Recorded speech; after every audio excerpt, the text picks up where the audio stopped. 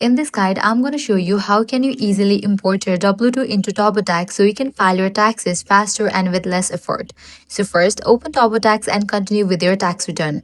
Then go to Wages and Income section. Look for W-2 option. If this is your first time entering a W-2 for the year, you'll be prompted to start the process right away.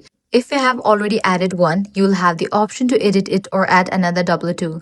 Now to import your W-2, you will need the Employer Identification Number, also known as EIN, which you can find in Box B or W-2 form. Enter that number when prompted and follow the instructions on the screen to import your information automatically. You can also upload your W-2 directly by selecting a PDF, JPEG, or PNG file from your PC.